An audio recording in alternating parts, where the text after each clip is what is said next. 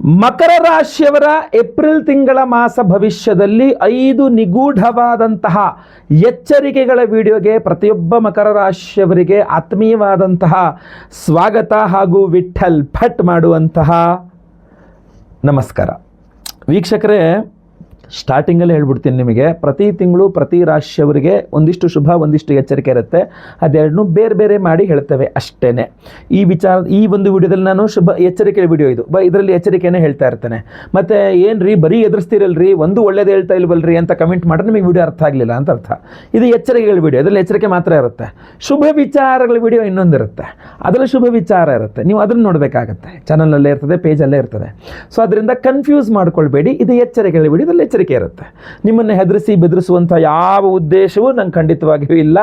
ನಿಮ್ಮನ್ನು ಎಚ್ಚರಿಸುವಂಥ precaution is better than cure ಅಂತ, ನೀವು ಪ್ರಿಕಾಷನರಿ ಸ್ಟೆಪ್ಪು, ಪರಿಹಾರಗಳು ಇದೆಲ್ಲ ಮಾಡ್ಕೊಬಿಟ್ರೆ ನಿಮಗೆ ನಾಳೆ ಏನು ಸಮಸ್ಯೆ ಆಗದೇ ಇರಲಿ ಏಪ್ರಿಲ್ ತಿಂಗಳಲ್ಲಿ ಅನ್ನುವಂಥದ್ದು ಉದ್ದೇಶ. ಗೊತ್ತಾಯ್ತಲ್ವಾ? ಸೊ ಒಳ್ಳೆಯ ಮನಸ್ಸಿನಿಂದ ಕೊಡ್ತಾ ಇದ್ದೀನಿ, ಒಳ್ಳೆಯ ಮನಸ್ಸಿನಿಂದ ಸ್ವೀಕಾರ ಮಾಡಿ ಅಂತ ಭಾವಿಸ್ತಾ ಇದ್ದೇನೆ. ಒಳ್ಳೆಯದಾಗಲಿ. ವಿಡಿಯೋನ ಶುರು ಮಾಡೋಣ. ಮೊದಲನೇ ಎಚ್ಚರಿಕೆ ಏಪ್ರಿಲ್ ತಿಂಗಳಿಗೋಸ್ಕರ ಮಕರ ರಾಶಿಯವರಿಗೋಸ್ಕರ ಏನಪ್ಪ ಅಂತಂದರೆ, ಫ್ಯಾಮಿಲಿ ಅಂದರೆ ಮನೆಯ ವಿಚಾರಗಳಲ್ಲಿ, ಫ್ಯಾಮಿಲಿ ಮ್ಯಾಟರ್ಸ್ಗಳಲ್ಲಾಗಿರಬಹುದು, ಅಥವಾ ಈ ಫ್ಯಾಮಿಲಿ ಮ್ಯಾಟರ್ಸ್ ಅಂದರೆ ಈ ಪ್ರಾಪರ್ಟಿ ವಿಚಾರಗಳು ಬರುತ್ತೆ.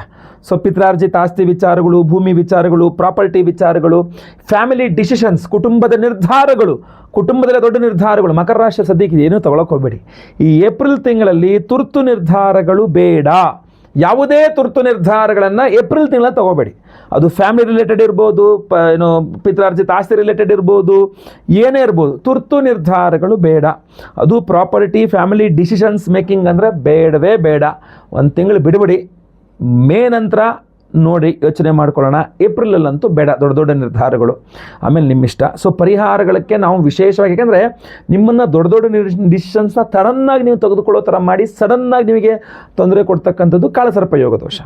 ಸಡನ್ನಾಗಿ ತೊಗೊಂಬಿಡಿ ಸರ್, ಅದೇನೋ ಒಂದು ಆ ಪೀಕ್ ಟೈಮು ಅದೇನೋ ಕಂಟ್ರೋಲ್ ಆಗಲಿಲ್ಲ, ತಗೊಂಬಿಟ್ಟೆ ನಾನು ಅಂತ, ಅದು ಕಾಳಸರ್ಪ ದೋಷ ಹಂಗೆ ಮಾಡಿಸಿರುತ್ತೆ. ಅದಕ್ಕೆ ನಾವು ವಿಶೇಷ ಪರಿಹಾರ ಮಾಡ್ತಾ ಇದ್ದೇವೆ, ವಿಶೇಷ ಪ್ರಸಾದವನ್ನು ಕೊಡ್ತಾ ಇದ್ದೇವೆ. ವಿಡಿಯೋ ಎಂಡಲ್ಲಿ ಅದ್ರ ಬಗ್ಗೆ ತಿಳಿಸ್ಕೊಡ್ತೇನೆ.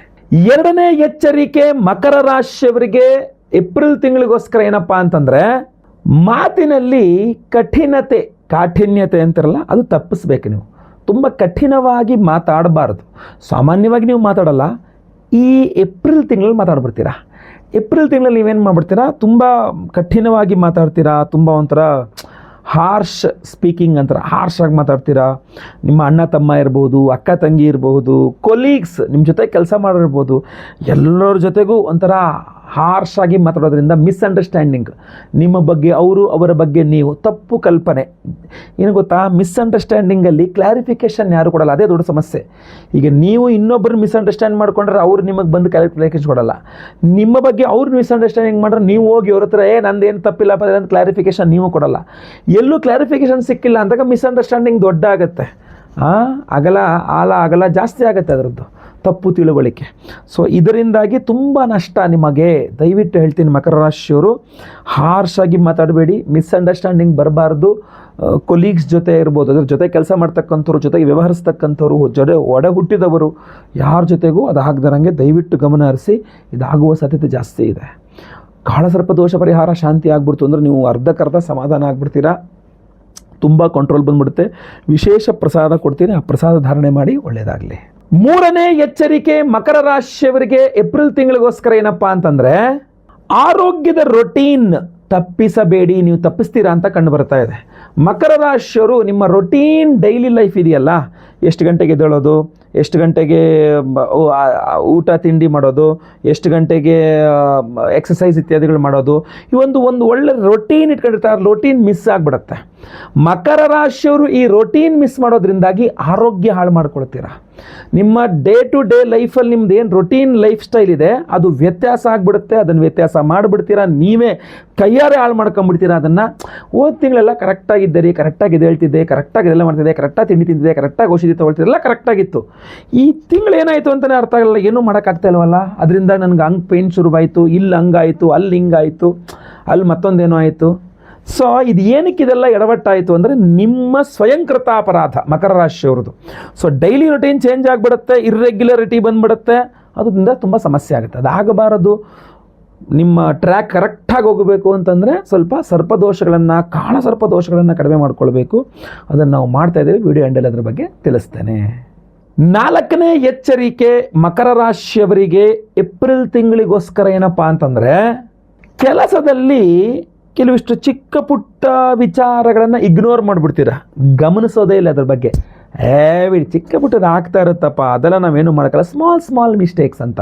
ಈ ನಿಮ್ಮ ಸ್ಮಾಲ್ ಮಿಸ್ಟೇಕ್ಸ್ ಇದೆಯಲ್ಲ, ಉದ್ಯೋಗದಲ್ಲಿ, ವ್ಯವಹಾರದಲ್ಲಿ, ಬಿಸ್ನೆಸ್ಸಲ್ಲಿ ನೀವು ಚಿಕ್ಕ ಪುಟ್ಟ ತಪ್ಪುಗಳನ್ನೇನು ಮಾಡ್ತಿರಲ್ಲ ಏಪ್ರಿಲ್ ತಿಂಗಳಲ್ಲಿ, ಅದೇ ದೊಡ್ಡ ಸಮಸ್ಯೆಯಾಗಿ ನಿಮಗೆ ಏಪ್ರಿಲ್ ಎಂಡ್ ಅಷ್ಟರಲ್ಲಿ ದೊಡ್ಡ ಸಮಸ್ಯೆ ಆಗ್ಬಿಡುತ್ತೆ. ಅದು ತುಂಬ ಪ್ರೆಷರ್ ಕ್ರಿಯೇಟ್ ಮಾಡಿಬಿಡುತ್ತೆ. ಅದು ಚಿಕ್ಕ ತಪ್ಪುಗಳು ದೊಡ್ಡ ಪ್ರೆಷರ್, ಚಿಕ್ಕ ತಪ್ಪುಗಳು ದೊಡ್ಡ ಪ್ರೆಷರ್ ಮಕರ ರಾಶಿಯವರು ಅನುಭವಿಸ್ಬೇಕಾಗತ್ತೆ.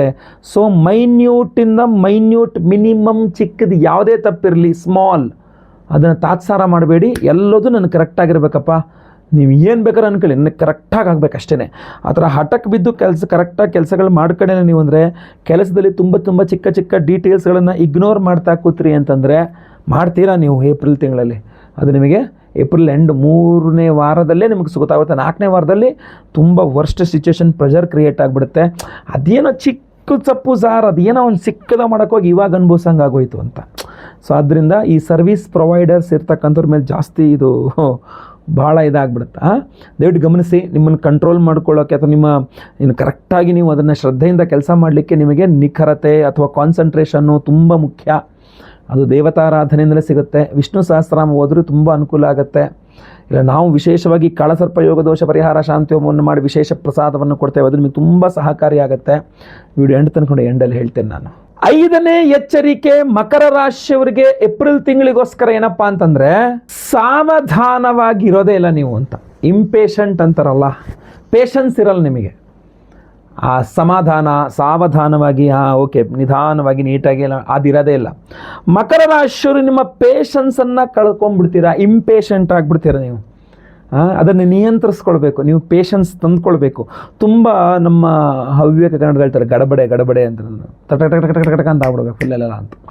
ಸೊ ಈ ತರಾತುರಿ ಅಂತೆಲ್ಲ, ತರಾತುರಿಯಲ್ಲಿ ಕೆಲಸಗಳು ಮಾಡಿ ಎಲ್ಲ ಹಾಳು ಮಾಡ್ಕೊಂಡ್ಬಿಡ್ತೀರಾ, ತಪ್ಪು ಮಾಡಿಬಿಡ್ತೀರಾ, ರಾಂಗ್ ಆ್ಯಕ್ಷನ್ಸ್ ಇದೇ ಆಗುವ ಸಾಧ್ಯತೆ ಜಾಸ್ತಿ ಇದೆ. ಏನೋ ಅರ್ಜೆಂಟಲ್ಲಿ ಏನೋ ಒಂದು ಅಡುಗೆ ಮಾಡಿದೆ, ಕೊಟ್ಟೋಯ್ತು ಅಡುಗೆ ಅಂತ. ಅರ್ಜೆಂಟಲ್ಲಿ ಏನೋ ಒಂದು ಮಾಡಿಕೊಟ್ಟೆ, ಹಾಳಾಗೋಯ್ತು ಕೆಲಸ, ಮತ್ತೆ ಹೊಸದಾಗೇನು ಮಾಡಬೇಕಾಯ್ತು. ಅರ್ಜೆಂಟಲ್ಲಿ ಏನೋ ಬಾಯಿಗೆ ಬಂತು ಹೇಳ್ಬಿಟ್ಟೆ, ದೊಡ್ಡ ಎಡವಟ್ಟಾಗೋಯ್ತು, ನಿನ್ನ ಹಿಡ್ಕೊಂಡವ್ರು ಇವಾಗ ಅಂತ. ಅರ್ಜೆಂಟಲ್ಲಿ ಏನೋ ಯಾವನೋ ಸಿಕ್ಕಿದ ಅವನ್ನೇ ಕಳಿಸ್ಬಿಟ್ಟೆ, ಅವನ್ನೆಲ್ಲ ಹೋಗಿ ಹಾಳು ಮಾಡಿಬಿಟ್ಟು ಬಂದ.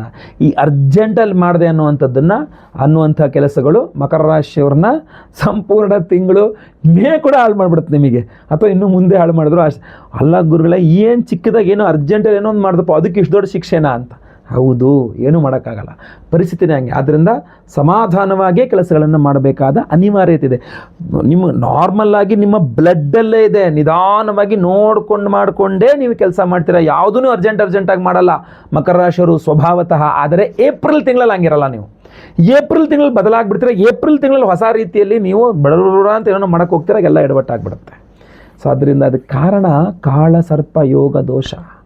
ಉದ್ಯೋಗ ಹಾಳಾಗ್ತಿದೆ, ವ್ಯಾಪಾರ ಹಾಳಾಗ್ತಾ ಇದೆ, ವಿವಾಹ ಹಾಳಾಗ್ತಾ ಇದೆ, ದಾಂಪತ್ಯ ಹಾಳಾಗ್ತಾ ಇದೆ, ಸಂತಾನ ಇಲ್ಲ, ಅಥವಾ ಬೇರೆ ಆರ್ಥಿಕ ಸಮಸ್ಯೆಗಳು, ಆರೋಗ್ಯ ಬಾಧೆಗಳು, ಕೋರ್ಟು ಕಚೇರಿ, ಹಲವಾರು ಸಮಸ್ಯೆಗಳಿಗೆ ಕಾಳಸರ್ಪ ಯೋಗ ದೋಷವೇ ಕಾರಣ.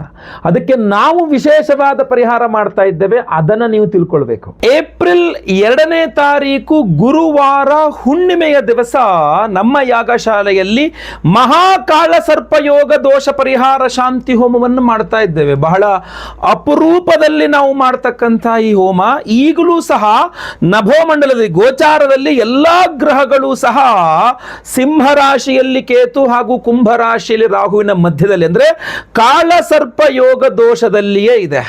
ರಾಹು ಕೇತು ಗ್ರಹೋರ್ ಮಧ್ಯೆ ಆದಿತ್ಯಾಗ ಚಖೇ ಗ್ರಹ ಕಾಳ ಸರ್ಪಾಖ್ಯ ದೋಷೋಯಂ ಸರ್ವ ಸಂಪತ್ ಪ್ರನಾಶನಂ ಅಂತ ಹೇಳ್ತಾರೆ. ಈ ರಾಹು ಕೇತು ಗ್ರಹಗಳ ಒಳಗೆ ಸೂರ್ಯ ಸೂರ್ಯಾದಿ ಸಪ್ತಗ್ರಹಾನ್ ಸಿಲುಕಿಕೊಂಡಾಗ ನಿಮಗೆ ಮಹಾಕಾಳ ಸರ್ಪಯೋಗ ದೋಷ ಆಗಿ ಅದು ಯಾವುದನ್ನು ನಿಮಗೆ ಅನುಭವಿಸಲಿಕ್ಕೆ ಬಿಡೋದಿಲ್ಲ ಅಂತ ಹೇಳುತ್ತಂತು. ಅಂತಹ ಒಂದು ಅದ್ಭುತವಾದ ಮಹಾಕಾಳ ಸರ್ಪಯೋಗ ದೋಷ ಪರಿಹಾರ ಶಾಂತಿ ಹೋಮವನ್ನ ನಾವು ಇದೇ 2ನೇ ತಾರೀಕು ಮಾಡ್ತಾ ಇದ್ದೇವೆ, ಗುರುವಾರ ಹುಣ್ಣಿಮೆಯ ದಿವಸ. ನಿಮ್ಮ ವೈಯಕ್ತಿಕ ಜಾತಕದಲ್ಲಿರುವ ಕಾಳ ಸರ್ಪಯೋಗವಾಗಲಿ, ಗೋಚಾರದಲ್ಲಿ ನಭೋಮಂಡಲದಲ್ಲಿರ್ತಕ್ಕಂತಹ ಕಾಳ ಸರ್ಪಯೋಗ ದೋಷವಾಗಲಿ, ಇದು ಪರಿಹಾರವಾಗಬೇಕು ಅನ್ನುವ ದೃಷ್ಟಿಕೋನದಿಂದ ಬಹಳ ವಿಶೇಷವಾಗಿ ಮಾಡ್ತಾ ಇರತಕ್ಕಂಥದ್ದು. ನಾವು ವರ್ಷಕ್ಕೆ ಕೇವಲ 1 ಅಥವಾ 2 ಬಾರಿ ಮಾತ್ರ ಮಾಡ್ತಕ್ಕಂಥ ಹೋಮ ಇದು. ಈ ಹೋಮದಲ್ಲಿ ನೀವು ಸಂಕಲ್ಪ ಸೇವೆಗೆ ಹೆಸರು ಕೊಡಲಿಕ್ಕೆ ದಯವಿಟ್ಟು ಮರಿಬೇಡಿ. ವೀಕ್ಷಕರೇ, ಯಾರ್ಯಾರು ನಿಮ್ಮ ಹೆಸರುಗಳನ್ನ ಈ ಒಂದು ವಿಶೇಷವಾಗಿರತಕ್ಕಂಥ ಮಹಾಕಾಳ ಸರ್ಪಯೋಗ ದೋಷ ಪರಿಹಾರ ಶಾಂತಿ ಹೋಮದಲ್ಲಿ ನೀವು ಸಂಕಲ್ಪ ಸೇವೆಗೆ ಹೆಸರು ಕೊಡ್ತೀರೋ ಅವತ್ತಿನ ದಿವಸ ಅಂದ್ರೆ ಗುರುವಾರದ ದಿವಸ ಬೆಳಗ್ಗೆ ಲೈವ್ ಅಲ್ಲಿ ನಾನೇ ನಿಮ್ಮ ಹೆಸರು ಸಂಕಲ್ಪ ಮಾಡ್ತೇನೆ ಮಹಾಕಾಳ ಸರ್ಪಯೋಗ ದೋಷ ಪರಿಹಾರ ಶಾಂತಿ ಹೋಮದ ಸಂಕಲ್ಪ ಸೇವೆಯಲ್ಲಿ. ಅಷ್ಟೇ ಅಲ್ಲ, ಇನ್ನು ಹಲವಾರು ಬೇರೆ ಹೋಮಗಳಾಗಲಿದೆ, ಆಶ್ಲೇಷ ಬಲಿ ಪೂಜೆ ಆಗಲಿದೆ, ಗುರುದೋಷ ಪರಿಹಾರವಾಗಿ ಗುರುಬಲ ಸಿಗಬೇಕು ಅಂತ ಗುರು ಶಾಂತಿ ಹೋಮ ಆಗಲಿದೆ, ಪಂಚಮ ಶನಿ, ಅಷ್ಟಮ ಶನಿ, ಅರ್ಧಾಷ್ಟಮ ಶನಿ, ಸಾಡೆ ಸಾತಿ ಇತ್ಯಾದಿ ಎಲ್ಲ ಶನಿ ಪೀಡೆಗಳ ಪರಿಹಾರಕ್ಕೆ ಶನಿ ಶಾಂತಿ ಹೋಮ ಆಗಲಿದೆ, ನವಗ್ರಹ ಶಾಂತಿ ಹೋಮಗಳಾಗಲಿದೆ, ಸಂತಾನ ಇಲ್ಲದವರಿಗೆ ಸಂತಾನ ಸಿಗಬೇಕು ಅನ್ನುವ ಆಗಬೇಕು, ಹಾಗೂ ಸಂತಾನ ಇರುವವರಿಗೆ ಮಕ್ಕಳ ವಿಚಾರದಲ್ಲಿರುವ ಚಿಂತಾಕ್ರಾಂತಿಗಳು ಕಡಿಮೆ ಆಗಬೇಕು ಅಂತ ಸಂತಾನ ಗೋಪಾಲ ಕೃಷ್ಣ ಹೋಮವನ್ನು ಮಾಡ್ತಾ ಇದ್ದೇವೆ.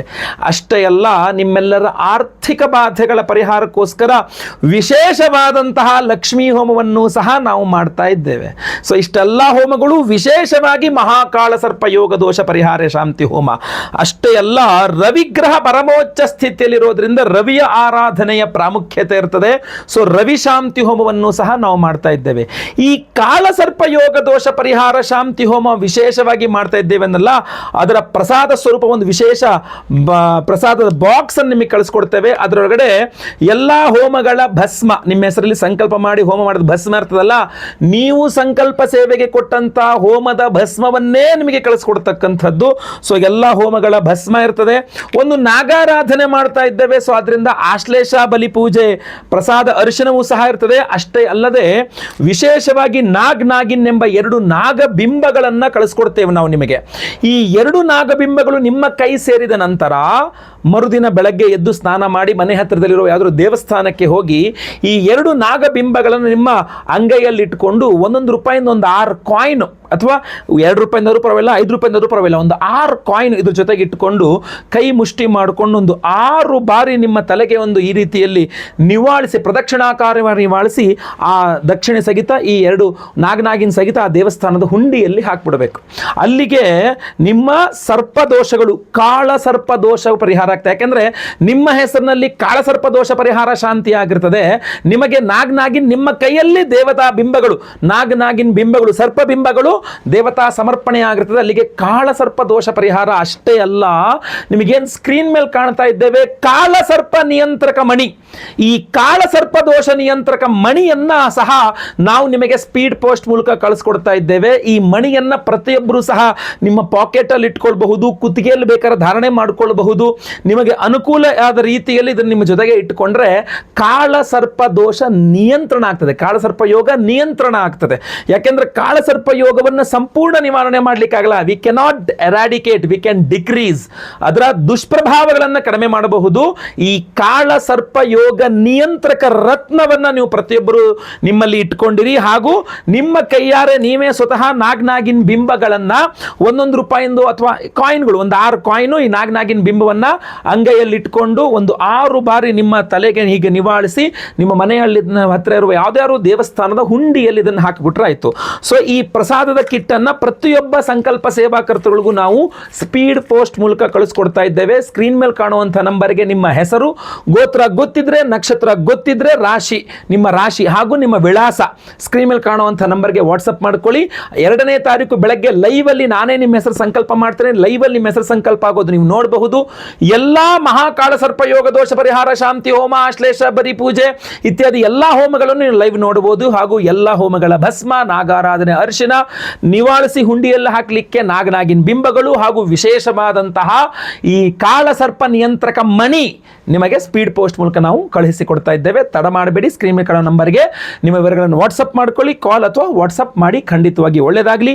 ಪ್ರತಿಯೊಬ್ಬರಿಗೂ ಈ ಮಹಾಕಾಳ ಸರ್ಪ ಯೋಗ ದೋಷ ಪರಿಹಾರ ಶಾಂತಿ ಹೋಮದ ಬಗ್ಗೆ ಗೊತ್ತಾಗಬೇಕು. ದಯವಿಟ್ಟು WhatsApp, Facebook, messenger, Telegram, Instagram ಎಲ್ಲ ಕಡೆ ಸಾಮಾಜಿಕ ಜಾಲತಾಣಗಳಲ್ಲಿ ಈ ವಿಡಿಯೋನ ಶೇರ್ ಮಾಡಲಿಕ್ಕೆ ಮರಿಬೇಡಿ. ನೀವಿನ್ನು ಸಬ್ಸ್ಕ್ರೈಬ್ ಮಾಡ್ಕೊಳ್ಳಿ ನಮ್ಮ ಚಾನಲ್ ಅಂದರೆ ದಯವಿಟ್ಟು ಕೆಳಗಡೆ ಸಬ್ಸ್ಕ್ರೈಬ್ ಅಂತ ಬಟನ್ ಇರುತ್ತೆ, ಸಬ್ಸ್ಕ್ರೈಬ್ ಮಾಡ್ಕೊಳ್ಳಿ. ಬೆಲ್ ಬಟನ್ ಬರುತ್ತೆ, ಬೆಲ್ ಬಟನ್ ಕ್ಲಿಕ್ ಮಾಡಿ ಆಲ್ ಅಂತ ಮಾಡ್ಲಿಕ್ಕೆ ದಯವಿಟ್ಟು ಮರಿಬೇಡಿ. ಮುಂದಿನ ವಿಡಿಯೋದಲ್ಲಿ ಮತ್ತೆ ಪುನಃ ಸಿಗ್ತಾನೆ. ಎಲ್ಲರಿಗೂ ಸಹ ಒಳ್ಳೆಯದಾಗಲಿ. ಲೋಕ ಸಮಸ್ತ ಸುಖಿನೋ ಭವಂತು. ನಾರಾಯಣ ನಾರಾಯಣ ನಾರಾಯಣ.